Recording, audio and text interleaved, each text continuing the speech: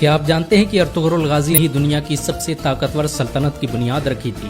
اس نے اپنے 2000 ساتھیوں کی مدد سے ایک ایسی حکومت قائم کی جو 700 سالوں تک پوری دنیا پر راج کرتی رہی۔ اس کی نسلوں میں پیدا ہونے والے سلطان محمد فاتح نے ہی دنیا کی سب سے بڑی توپ ایجاد کی تھی۔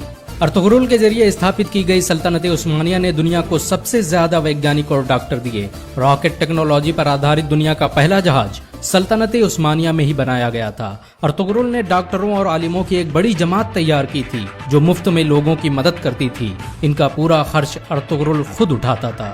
ارطغرل اکیلا انسان تھا جس سے منگول بھی دہشت کھاتے تھے۔ 13ویں صدی عیسوی میں جب منگولوں نے مسلمانوں کے سارے بڑے شہر تباہ کر دیے تو ارطغرل نے سوغوت میں دنیا کی سب سے طاقتور سلطنت کی بنیاد رکھی۔ ارطغرل کائی قبیلے کے مشہور شاسک سلیمان شاہ کا بیٹا تھا۔ سلیمان شاہ اوغوز کی نسلوں سے تھے جنہوں نے چین سے بھاگ کر ایران اور شام میں پناہ لی تھی۔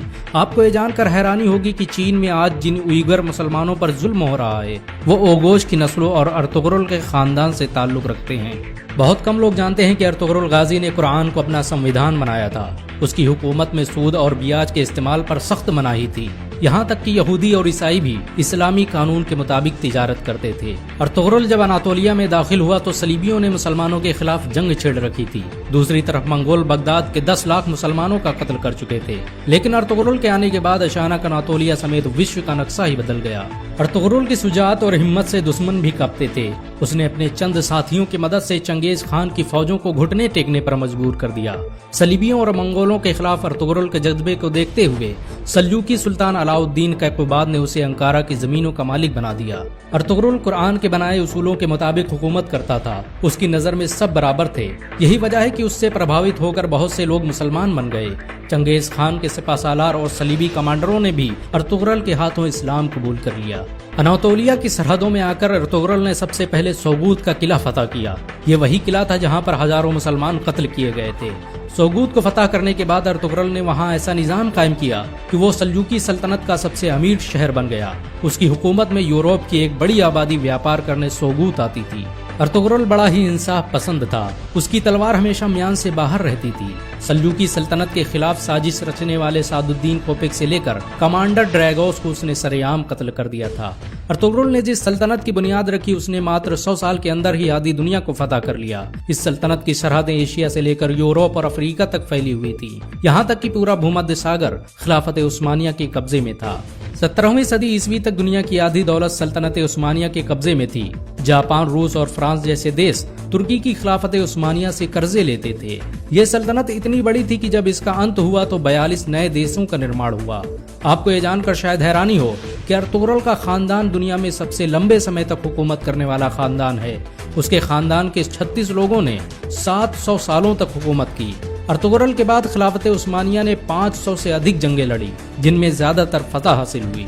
ارطغرل چٹانوں کی طرح سخت تھا۔ وہ جب اناطولیہ آ رہا تھا تبھی راستے میں اس کے پتا سلیمان شاہ کی ڈوبنے سے موت ہو گئی اور اس کے بھائیوں نے اناطولیہ جانے سے انکار کر دیا، لیکن ارطغرل اکیلے ہی اناطولیہ آیا اور صلیبیوں پر قہر بن کر ٹوٹ پڑا۔ منگولوں نے ارطغرل کو مارنے کی ہزاروں کوششیں کی لیکن وہ کبھی کامیاب نہیں ہو سکے، یہاں تک کہ انہوں نے اپنے دشمنوں سے بھی ہاتھ ملا لیا۔ بہت کم لوگ جانتے ہیں کہ صلیبی مسجد اقصی اور مسجد الحرام کو شہید کرنا چاہتے تھے، لیکن ارطغرل نے مسلمانوں کو متحد کر کے ان کے منصوبوں کو خاک میں ملا دیا۔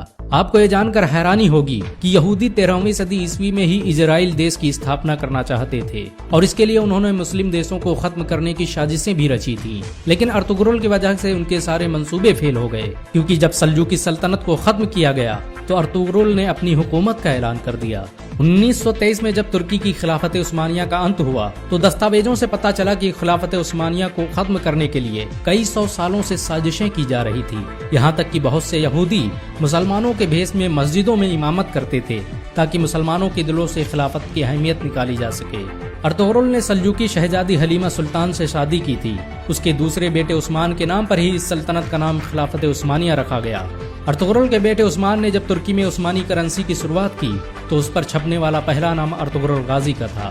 2014 میں ترکی کے راشٹرپتی رجب طیب اردوغان کے کہنے پر ارطغرل کی زندگی پر ایک ڈرامہ بھی بنایا گیا۔ ارطغرل کی زندگی پر بنا یہ ڈرامہ اس سمے دنیا میں سب سے زیادہ دیکھا جانے والا ڈرامہ ہے۔ اسے 90 سے ادھک بھاشاؤں میں انواد کیا جا چکا ہے اور دنیا کے 150 سے ادھک دیش اس کا لائیو پرسارن کر رہے ہیں۔ امریکہ نے جہاں اس ڈرامے کو خاموش بم کہا ہے تو وہیں اسرائیل اسے دنیا کے لیے خطرہ بتا رہا ہے، کیونکہ انہیں ڈر ہے کہ مسلمان کہیں پھر سے خلافت کی بات نہ کرنے لگ جائیں۔ سچ تو یہ ہے کہ مسلمانوں کے دلوں میں ارطغرل کا نام آج بھی زندہ ہے، مسلمان انہیں آج بھی عزت کی نظروں سے دیکھتے ہیں۔ اگر ایک مسلمان ہونے کے ناطے آپ کو گرو محسوس ہوا ہو تو اس ویڈیو کو لائک اور شیئر ضرور کریں۔ ایسی اور ویڈیو کو دیکھنے کے لیے ہمارے چینل کو سبسکرائب کریں، گھنٹا ضرور